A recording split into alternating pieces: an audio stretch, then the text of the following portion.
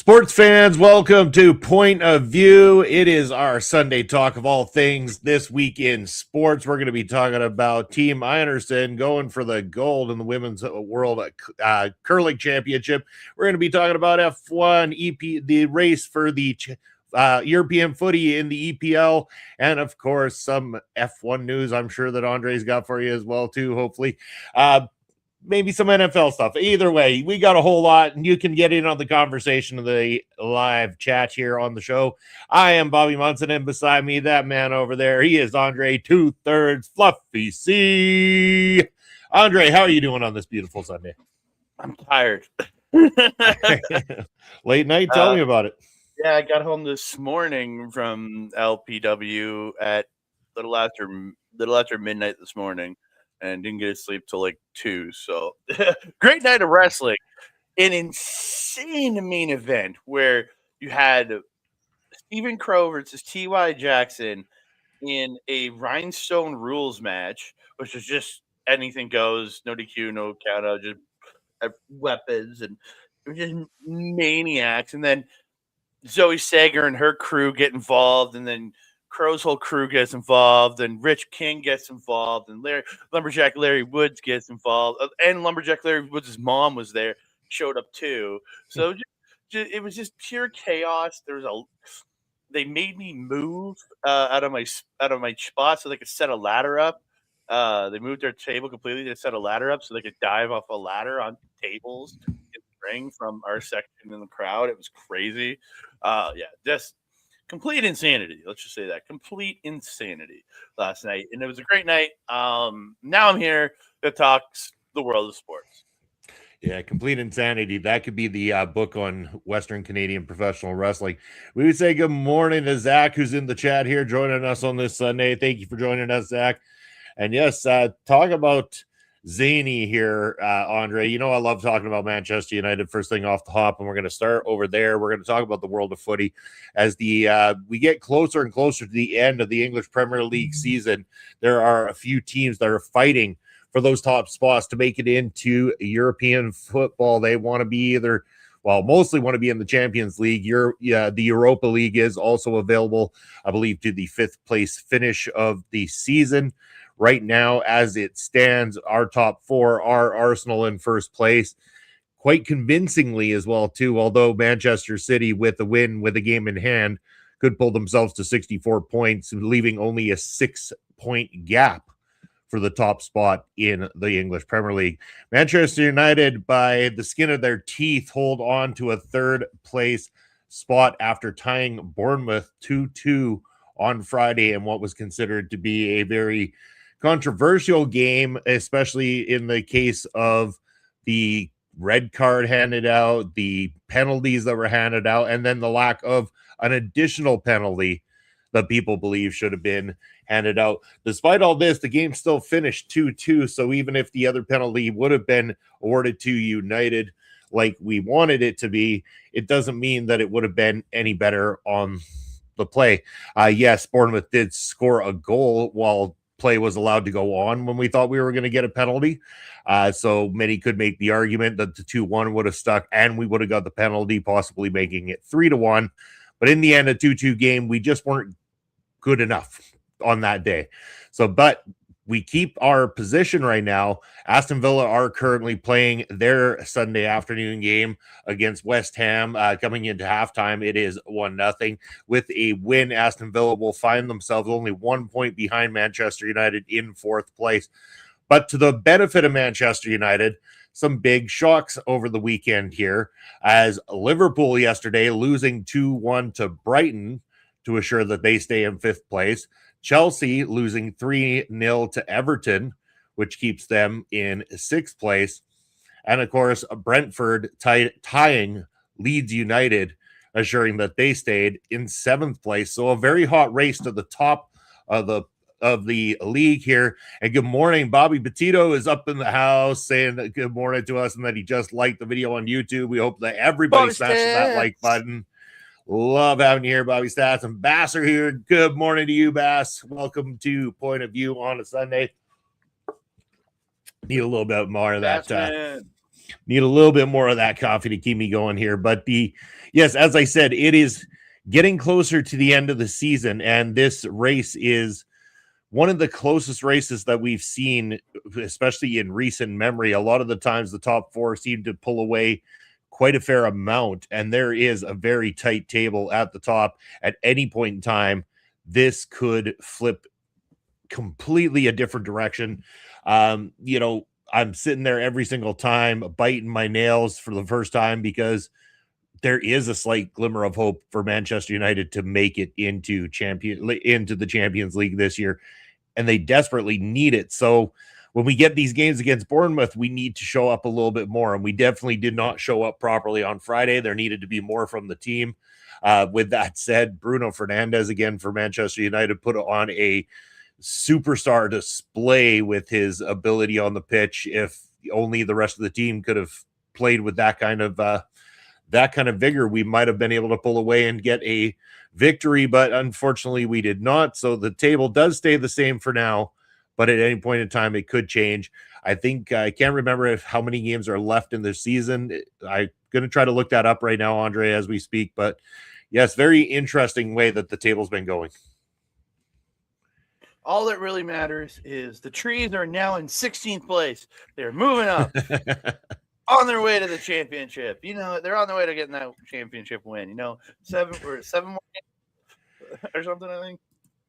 Yeah, well, they actually currently lead Tottenham 1-0 in their game at the moment. So with a win there, crucial game for them, because that's a team they're pretty much in line with. So that's just it.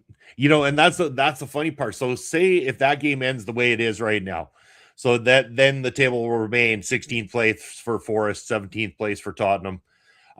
Actually, no, it doesn't guarantee Tottenham stays 17th, because if West Ham were all of a sudden to bounce back against Villa here this afternoon and pull off a victory, that would actually put West Ham on 32 points. So they would be drawn level on points with Forest, pending that Forest pull off the victory.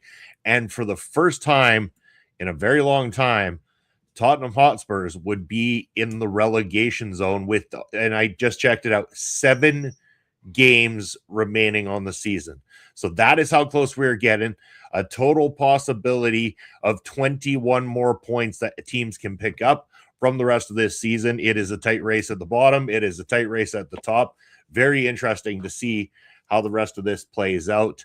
It has been quite the season, to say the least. And at one point in time, I thought Arsenal had run away with this. I thought they were definitely being crowned champions, but knowing that Manchester City have the game in hand right now, here's the crazy part is, their game in hand, or their next game that they play, I believe, is against Chelsea, who aren't in form right now. Yes, on the 12th of April, because they got the final. They've got, of course, Arsenal coming up today in the EFL Cup.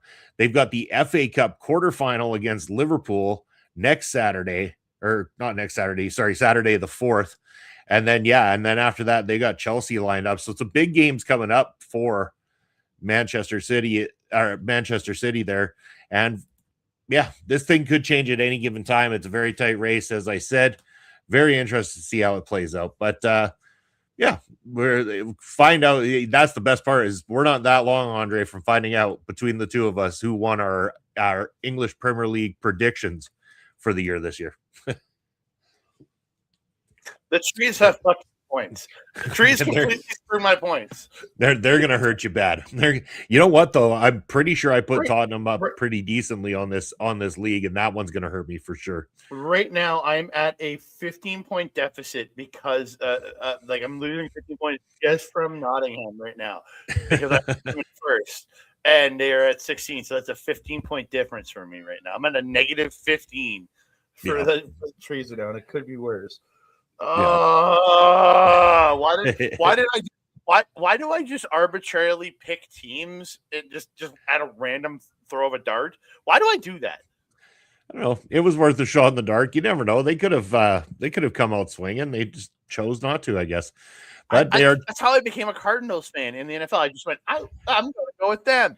And it's been nothing but misery for me. And I go in Premier League, I go, I'm going to go with the Trees.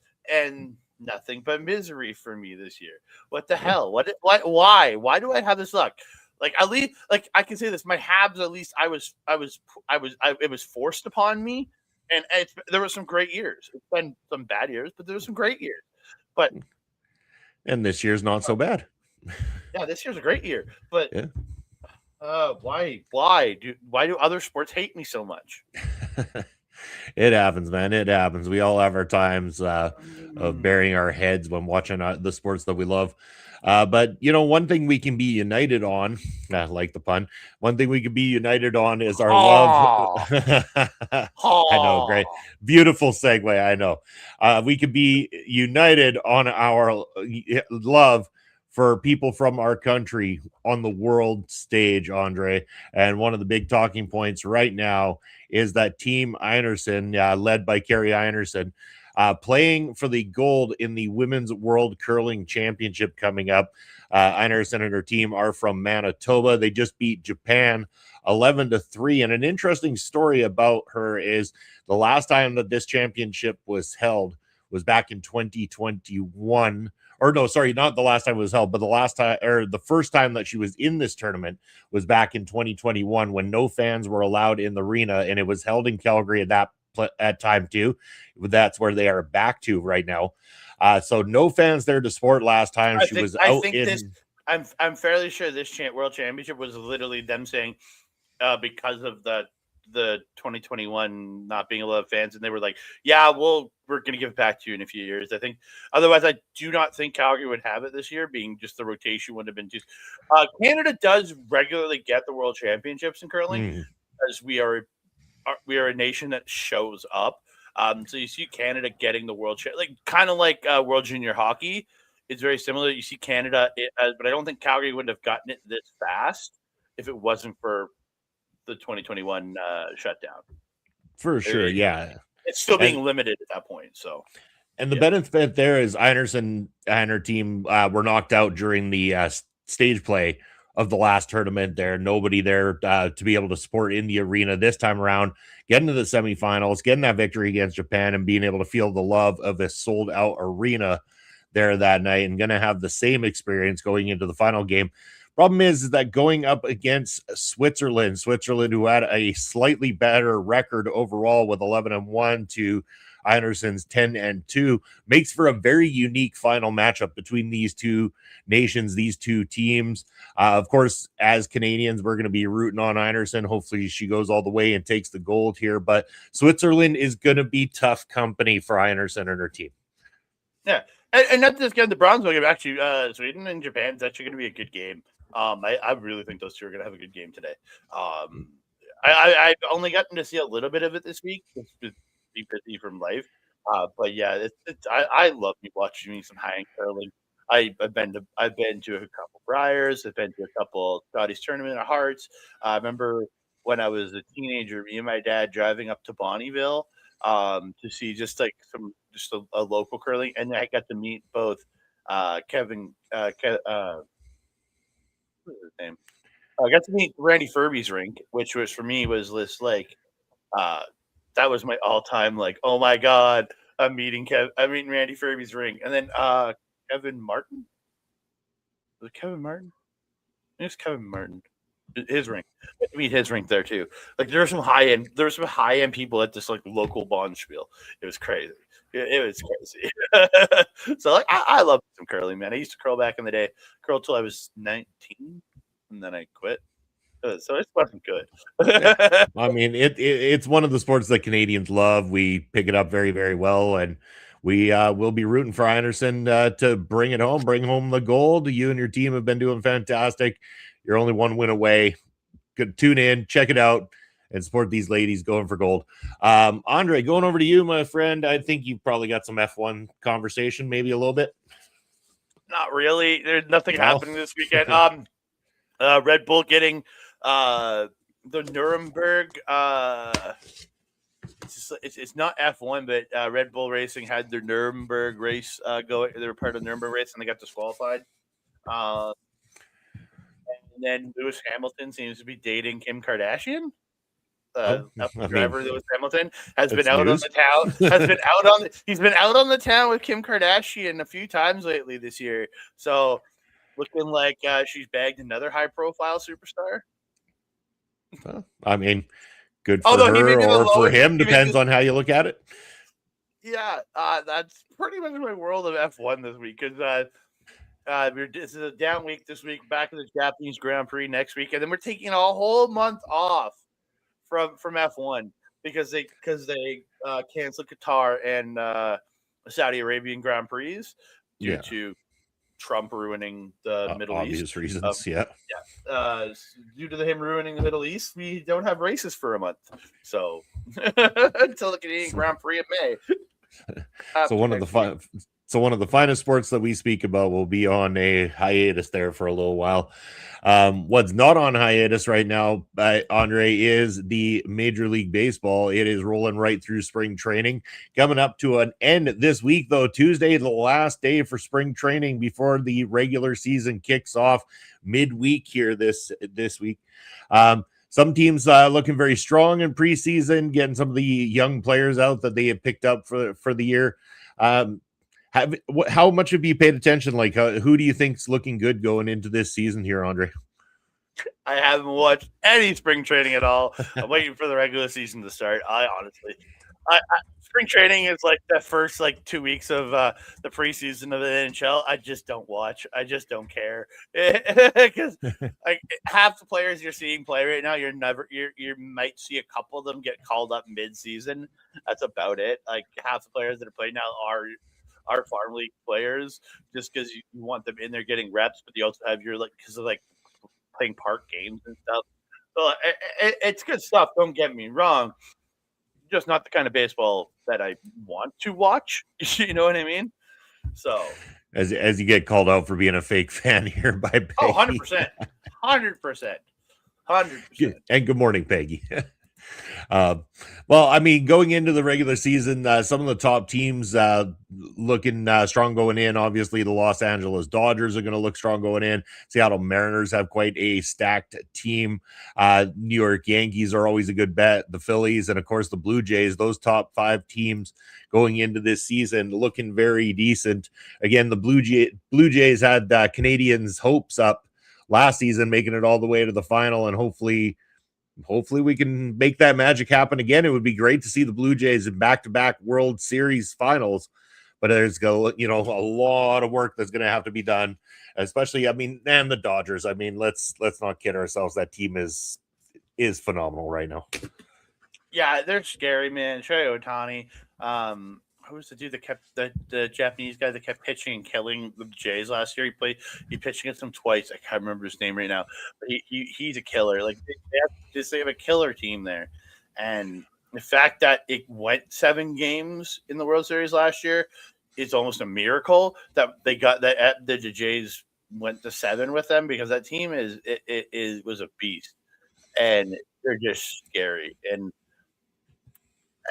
baseball is kind of fun again, because there's a lot of years where I just didn't give 2 craps about what happened in the world of baseball, as they used to say. But it's actually the last couple of seasons, especially with the Jays becoming kind of getting to the point, it's been actually exciting as a Canadian to watch some baseball. Yeah, well, we can make this worse, and we can make this the segment where we start talking about cricket moving forward instead of talking about baseball. Yes. Let's talk cricket. I'm totally down. We're a cricket podcast now. We're going full cricket as of next week. One of you goes full cricket. No, we won't do that to any of you. If there's ever anything interesting in the world of cricket, we'll bring it to you as part of the ensemble here on Point of View. Let's talk NHL for a bit, Andre. I'm going to bring up one particular story. If you got anything in the world of NHL you want to bring up afterwards, but it is announced during last night's headlines, the segment on Hockey Night in Canada, that the NHL, CHL, and the AHL are nearing an agreement that will allow 19-year-old players who have been selected in the first round of play in the AHL. So basically, right now, there was a rule in place where 19-year-olds couldn't go to play in the AHL once they had been drafted to an NHL team. Therefore, if they're not quite ready for being out there, not quite conditioned to being out there in the NHL, there was nowhere for them to go to develop at that age. Well, no, Which technically, because any player at 19 age or under would be sent back to, if they played in the CHL, their CHL team that they were playing for, or would go back and play in the United States, the United States Hockey Development League. They would be playing in those leagues, or they could do that. So there was ability, because, like, say somebody from the Oil Kings or the Saskatoon Blades was drafted in the NHL, but they didn't want to play him up, they would play their next 2 seasons in the WHL. Okay. They would need to play in the WHL if their team didn't call them up to the main roster. That's what would happen to the team. But to let the 19-year-olds was a weird one, because you age out at 19 in the CHL. So letting 19-year-olds play there actually is a good thing. Because 19-year-olds cannot go back to the CHL unless it was like they've been playing in the season at 18 turning 19. You can still play out the season. But yeah, it's a good thing to let them, because there's a weird gap there for that. So yeah. So it's kind of like, again, if they were pulling from like the OHL or the WHL, but they were pulled into the NHL there at the age of 19, there was no way for them to register to play in the AHL, and that is where the new rule is trying to justify allowing that to happen, therefore giving them a place to develop before they make their way onto the main team there in the NHL. And I think that this is a great rule. Personally, I think that this is development of these young players is key, especially to condition them and ready them for the big time. And I think that you can really do a damage to a young player's trajectory by having them have to sit on the bench and observe, as opposed to getting out there and becoming conditioned to the leagues. Therefore, I think that this rule will help with the development of young players properly. And, I like it. Personally, I'm 100% on board with this one. 100%. Because, again, it just gives these players more opportunities to be able to play in certain way and not be kind of forced out or into, like, just hockey programs to kind of hold off until they can actually get to the CHL when they're 20, or be stuck in the CHL. They're in that weird limbo when they're 19. It's just a weird limbo for the CHL. Because, again, I think they could register for the ECHL. That's the one ECHL, the one below AHL. I think 19-year-olds could go play in, but again, that's not as competitive of a league, right? You need at least an AHL level or the CHL level hockey for these people to be competitive in the sport, to keep the conditioning properly. So, for sure. Now I know in the chat we got Peggy saying she want to talk about Cole Caulfield's hat trick. Yeah, 5 total points, not just this was 3 goals, 2 assists. I missed this whole game because I was out for the evening. But Peggy, while also watching LPW, she was watching the hockey game at the same time, I'm guessing, because she has that ability. I don't, because I'm live at a show, so I can't do that. But yeah, great. Love it. The Canadians win 7-3 over the Islanders. Makes me happy. As my team continues to roll on and being awesome. Yeah. So this is actually Cole's 3rd career hat trick in the NHL, and a career high with those 5 points, the 3 goals and the 2 assists last night. So fantastic from this young man. And again, good job by your Canadians, both you and Peggy, fans of the Montreal Canadiens. And like you said, when we started the show, they're having a pretty good season. Yeah, great season. And like, I'm loving seeing it. Like, this is going to be very interesting in the playoffs this year. It's just, it's like, as of right now, I think there's only 2 Canadian teams in the playoff run right now. Right now, if this season ends right now, it's the Oilers from the Pacific and the Habs from the Atlantic. That's it. That's it. That's all the Canadian teams in right now, and it looks like that's what it's going to be, because the Jets are about 10 points out right now. With they have 13 games to go. Flames are about 13 points out, and the Canucks are just dead in the water. as we all know. Yeah. The Leafs are only. They've been dead in the water for a while. The Leafs are only about 15 points out. Same with the Senators are only 5 points out right now of potential wild card spots. So again, there's still chances for certain teams to make it if they go on a run and get in there. But I'm okay with it just being the Habs and the Yeah, that definitely works out more in your favor, I'm sure.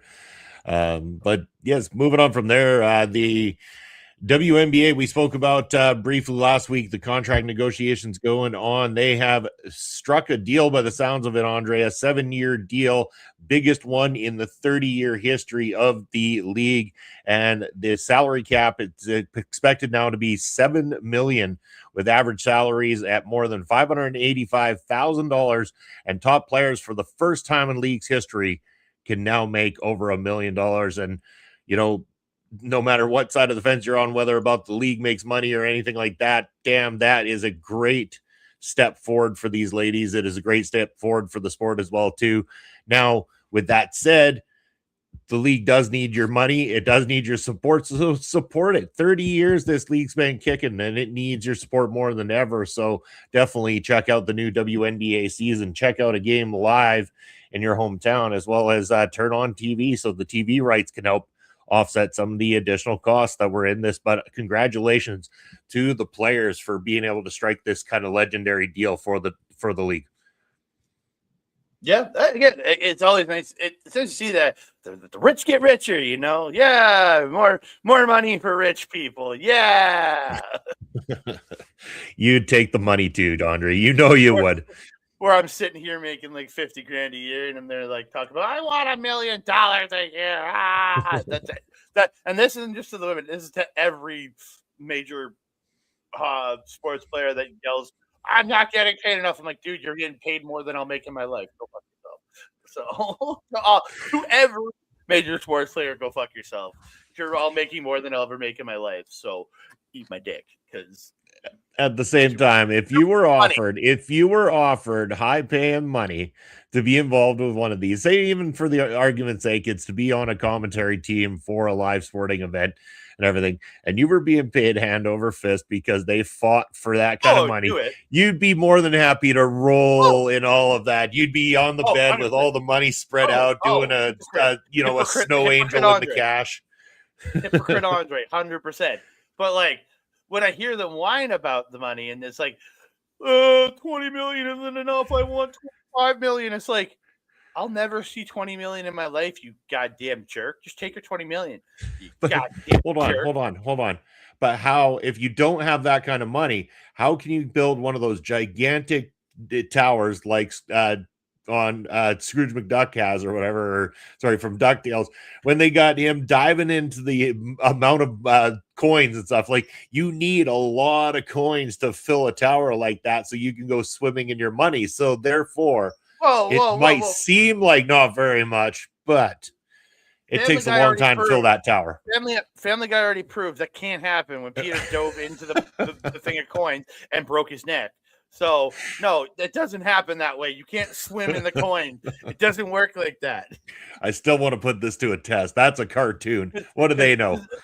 Because Scrooge McDuck didn't have real coins in there. It was all foam coins. It was just for, all those coins were just fake coins for appearances. So he could swim through it, so people could think he swims through his money. Well, I still want to try it. I still want to eventually have enough to fill a tower to go swimming. Money is gross. Of course, all money is disgusting. I would not, dude. I count money at my job, and I don't like it because it's disgusting. Because money is disgusting. So many people touch it. Why would you want to swim in it? It would get in your mouth. The money would get in your mouth. That is gross. Scrooge McDuck is a disgusting individual for swimming in money.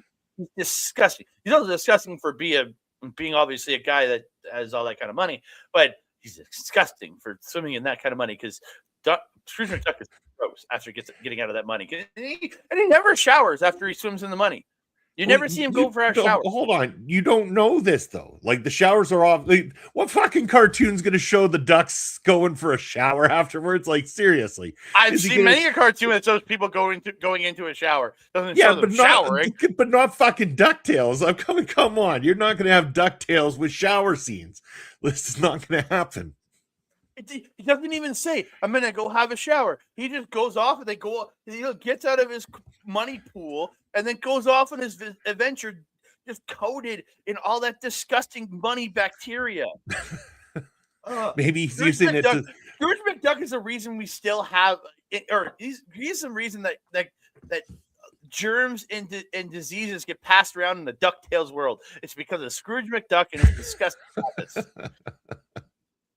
Now I feel like I need a warm shower after this.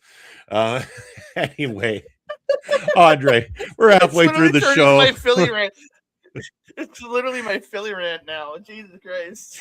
We're halfway through the show and we've already turned to the cartoon conversation, or as Peggy said, exposing big cartoon conspiracies today.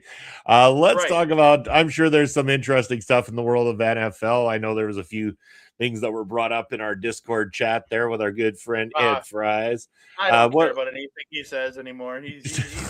He abandoned us. He doesn't come here anymore. But do check him out this Thursday with Peggy as they do the first episode of Marvel Talk, which I will return to on episode 2 because I'm busy. So.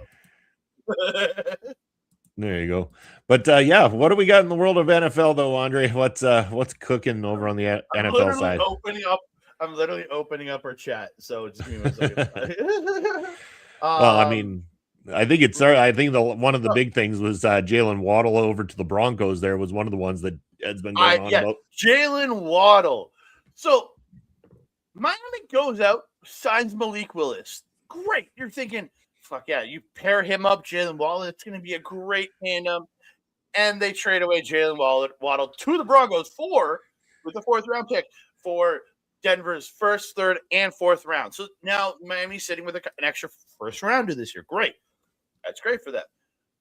But who the fuck is Malik Willis going to throw to this year? Like, I legitimately do not know. I'm literally Dolphins depth chart 2026. Let's see. Let's see. Okay. I'm gonna look. Okay, so you have Malik Washington, Jalen Tolbert, and Tutu Atwell as your top 3. Maybe Malik Washington, but the other 2, who the fuck are they? Hill's gone, Waddle's gone. But Waddle's not gone. Now Waddle's a Bronco now, and now he's going to be getting those passes elsewhere. And the Broncos were already tough enough last season. Hopefully from Bo Nix. Hopefully. I mean, fingers crossed in the favor of the Broncos for sure. If they have Nix again next season while adding players like Waddle to the field, I mean, they could end up being one of the ones to watch next season. Yeah. 2025 Super Bowl champion Darius Slay has retired from the game of football after 13 seasons. He plays on the defensive side of the ball, and 13 seasons is a great year for him. So congrats on him for retirement. Justin Fields, the former starting quarterback of the New York Jets, has escaped purgatory of the New York Jets as he was traded to the Kansas City Chiefs for a 6th round pick, and he will go there to possibly back up be the backup quarterback or even a 3rd string quarterback in Kansas City because Justin Fields sucks. He will never play. He will never be a starting quarterback again. Carolina has traded their backup quarterback. Andy Dalton is playing for another team again. He's going to the Eagles, so he may get a ring for sitting on the bench again. There's a possibility he gets a ring for sitting on the bench. I mean, okay. Take it if you can, right? Yeah. Trey Lance has now signed with the San Diego Chargers to be Justin Herbert's backup. None of these are big anymore. But okay, this one came out 2 days ago, and it's one that perplexes me more than anything. The Minnesota Vikings have signed quarterback Carson Wentz. You understand why that is weird to me? I'm here to listen. They already have J.J. McCarthy, and then they signed Kyler Murray. Why the fuck do you need a third shitty quarterback? You already have 2 shitty quarterbacks. Why do you need a third one? Like, I don't understand this. They just want to. The mentality is because then you can confuse the other teams about which shitty quarterback you're going to send out there. They just never know what kind of garbage they're going to be playing against. So it's just random every single week. You're like, it doesn't matter. They all suck, right? Like, just throw one out to see what happens. He throws a bad pass. You throw somebody else out there. Why not, right? Next thing you know, you're going to have like the kicker coming out to throw a few QB plays and stuff like that. I mean, why the fuck not, right? Oh God, dude! If they just started playing games where like Kyler comes in for a couple downs, and you have JJ come in for a couple downs, you have Carson come in for a couple downs, I would lose my shit. If you have a 3 quarterback rotation for this team to try to do something. Yeah, just do it. You a quarterback change with every lineup shift or something like that. Every you know what they got to use like one of the young players too or something. They have 4 quarterbacks, so it's like every quarter you have a new quarterback starting the quarter. Even if you're like on a roll, this guy's having a great game. No, fuck it, bring him out for the kid, take him out. I don't care if he just threw 2 touchdowns. You would only have 3 quarterbacks actually dressed. Oh, okay. Well, then fuck the kicker. The kicker plays the 4th quarter. Then I'm telling you, that's how you do it. Yeah, that'd be great, dude. I would laugh my ass off. But I just don't understand. You have J.J. McCarthy, who's fine. You have Kyler Murray, who I actually think he sucks. That's more because he was a shit. He was the shit pile on my team. And I think he'll be better somewhere else. And then you pick up Carson Wentz, but why? Why? It makes no sense. It just makes no sense to pick up an old ass quarterback to be your third stringer behind 2 young quarterbacks. Like, I get there might be like a mentorship side to this, but it just doesn't make sense. Why? Yeah. Why? I mean, that's the only logic I can truly put behind it, though, is to have somebody with experience to help the young guys out. But I don't know. Yeah, your why is a good why to be asking. It just makes no sense to me. Like, yeah. Football. So, yeah. So we got the draft coming up here in April, and I wanted to talk to you about this because it happens over 3 different days. Obviously, it starts on Thursday, runs Friday, and then Saturday. So I think probably be heavily talking about that draft on that Sunday after everything's rolled over there. So I think be easy to say that weekend, that particular episode of Point of View, pretty much 90% dedicated to all the conversation revolving around the NFL draft. Mm-hmm. Yeah, 100%. Because it's going to be, I'm going to have so much to talk about. I'm just pulling up the mock draft that I was just reading. But right now, I think we all kind of expect it. The Raiders got the first overall pick. Boo. Fuck you, Raiders. They tanked the season for this pick. They are going to they're like, if they don't pick Fernando Mendoza, it would make no sense if they don't pick him, because like,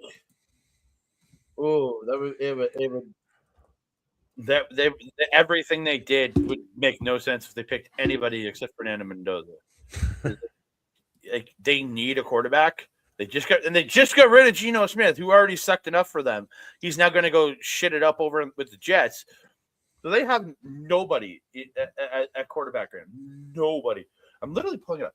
Raiders depth chart. I literally want to see who they technically have as their quarterback. Aiden O'Connell is their quarterback right now, and he fucking man. He is their like quarterback right now. So if they don't pick Fernando Mendoza, they are hooped, right? Like, And again, I'm just looking at these are all mock drafts. So like again, I don't really know where anybody else is gonna go, but like I feel bad for Fernando Mendoza that he has to be a Raider for at least a couple of years before he can, or at least a few years. He'll play, he'll get franchise tagged after his rookie contract's over. Then he's stuck playing at least a couple more seasons with the Raiders, so he won't get out of Vegas until at least he's 21 now. Won't get out of Vegas till he's at least 27. So he's got at least 6 years as a Raider, and I feel bad for him because 6 years as a Raider? That sounds absolutely shitty. What if all of a sudden the Raiders do a complete 360 though and start to become good? Maybe.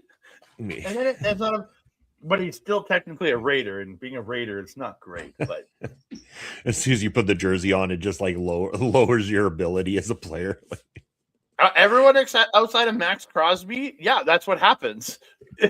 And Brock Bowers, he's still really good.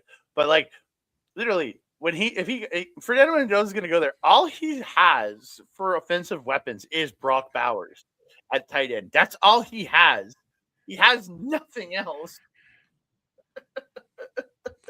Like, they have a good running back core, but like that's it. But that doesn't help him when he's trying to throw. Well, I mean, we'll find out soon enough what his fate is. I mean, it would be hilarious if they don't pick him in the first round and he does go to somewhere else, because the Raiders desperately in need of a player of his ability right now. Like you said, they need the position. You might as well pick up the hottest free agent in that position and in the first round pick. But stranger things, I'm sure, have happened in history. True. Yeah, Ryan Leaf. That's the strangest first overall pick in history. He sucked. There we go. All right. What else in the world of sports? Anything else that you want to cover here today, Andre? I'm good, man. I'm good. I came into the show going, holy crap, maybe are we gonna even get 20 minutes out? We did it. We had to add cartoon conversation to this week's show just to extend it a little bit. We can do another 18 minutes on cartoon conspiracies, bro. It's not that's good. That's easy for me. I can break the dude. Talking dog. What? No. Dogs cannot speak. And in that case, talking cats from Pokemon? No, it doesn't make sense. But that's for our show, Point of Cartoon. That's our new show coming soon, Point of Cartoon. Yeah. When we run out of sports to talk about, we'll head over to the cartoon side of things. I mean, we could talk about. Do you remember? Okay, last thing, and I swear this because it's sports related and cartoon related. Do you remember the cartoon when we were younger? And maybe like I know I'm a little tiny shred older than you are, so maybe not. But there was a cartoon, and I believe that it had what was it? Bo Jackson, Michael Jordan. Yes, you do remember it. Okay, right? Like, yeah, that was a huge one when we were kids. I loved that cartoon. I think it only ran for like one season though. In the end, but back then you just didn't know any better, right? Because you didn't always Pro Stars. Okay, there it is. Yeah. Love that. I'm pretty sure it probably aired side by side with the MC Hammer cartoon. There wasn't what? No, you didn't know this, that there was an MC Hammer cartoon as well too. I did not know. Yeah. MC Hammer cartoon. Okay. Hammerman. I vaguely remember this. Looking at it, I vaguely remember this. Yeah, man. In the 90s, we turned everything into a cartoon. I would have been like 4 years old when both of those shows were on, but I vaguely remember. I remember Pro Stars. But again, Pro Stars ran for like the next 5 years. They only put out 13 episodes, but they ran for like the next years. Oh God. Yeah. Remember Street Sharks? You remember Street Sharks? Yeah, of course. Street Sharks. Turtle, Street Sharks. Those are my jam. Yeah, Ghostbusters, Bucky O'Hare. We could just going over the whole list.